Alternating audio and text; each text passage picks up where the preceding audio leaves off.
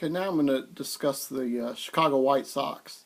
And this is the team that made the most signings in the free agent market. I think they're going to be the most improved team. Now, a lot of the prognosticators are picking the White Sox to be in the upper division. Now, I think they'll be better. Winning the division, I think that's kind of a stretch because where they're coming from. I think they made some really good moves, and I think they'll be at least a 500 club. But that'll put you in the mix for the wild card. So I think they'll be there, but in this division, I think their improvements really helped. Now, I'm just not sure if they can get into that upper division just because of the division they're in. But I do think they'll be really improved. I'll just go through some of the position players.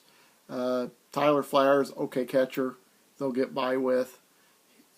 There's not a lot of great catchers out there, so I think they're okay with him.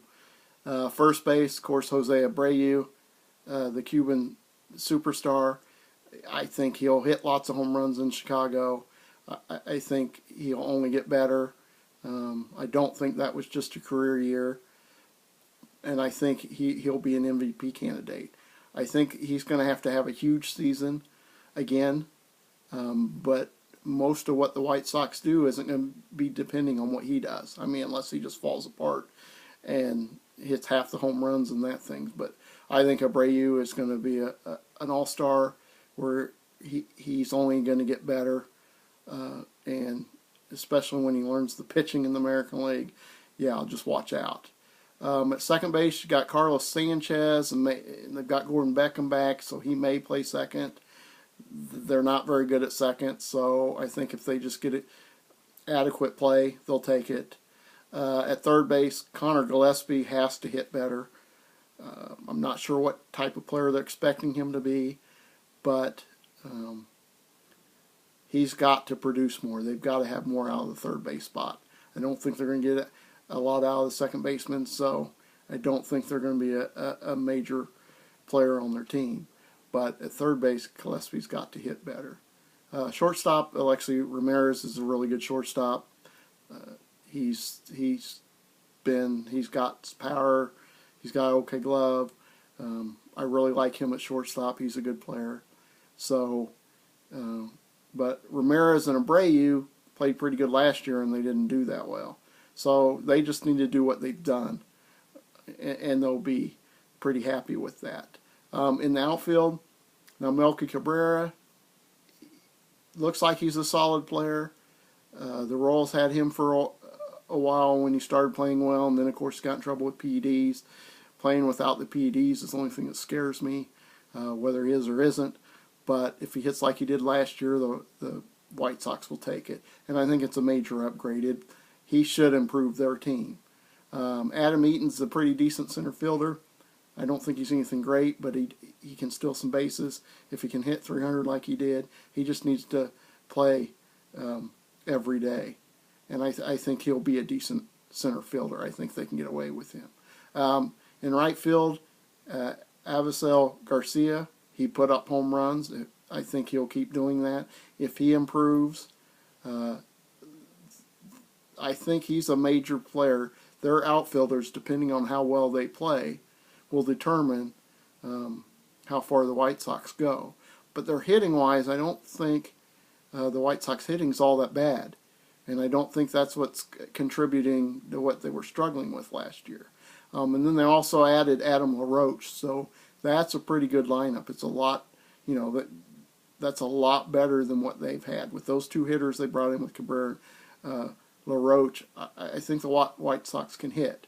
Now, the pitching side of it is where the White Sox struggle. And I think they're still going to struggle some. Now, if they're going to get in the upper first or second place in this division or competing with the Detroit Tigers or those top teams, the Royals or Cleveland, they're going to have pitching, and their starting pitching has to be better. Now, they added Jeff Samardzija. They have Jose Quintana. They'll have John Danks, and Hector Niosi is who I think will be in the rotation. Those 4 pitchers have to pitch well, and at least 3 or 4. But in our division, I don't think, in the American League West, I don't think you can get it by with just 3 good starters. The pitching is really good with the Royals and with the Indians. And Detroit has all the hitting, and they've been winning this division. So for them to get up there, they're going to have to beat Cleveland and the Royals. That's the only way they're going to get up there. Is head-to-head, they're going to have to be way better. Now, I think they'll be a 500 club. I think they've done enough to improve there. But the other question mark is their bullpen. Now, they've signed David Robertson, and if he's a good closer for them, that'll help. But it's in their bullpen getting to Robertson, that in between their starters, getting to the closer. I think they're going to have a lot of problems. And that's the same problem that Detroit's going to have. In the bullpen, their bullpen has got to pitch well. And if they do that, then I think they'll have a chance of getting up there. But right now, I still think that Chicago is going to be trying to play for 3rd place. If they can get up to 1st or 2nd, and with those improvements, they can jump way up there. I just don't see it. And the only reason, if they didn't play in this tough a division, I would probably pick them higher. But with the teams that they've got in their division, they're going to be beating each other up a little bit. So I don't think it'll take 90 wins to win this division. But I just think that Chicago is going to fall a little short of the other teams now. But they could get up there, because I wouldn't be shocked if they were up there. Because other than Minnesota, sorry Minnesota Twins fans, I think any of these 4 teams can compete. And I really think this division will determine the outcome of these other teams on what Detroit does. And I'll talk about them here coming up. So, Chris Sale, I saw that he got hurt. He's going to be out a couple weeks, but he's really good. But he's got to pitch more than 200 innings. They can't have him get hurt at the end of the year. Now, it didn't really matter because they weren't very good. But if they're in the pennant race and Chris Sale gets hurt, or in the wild card race, then the White Sox aren't going to make it.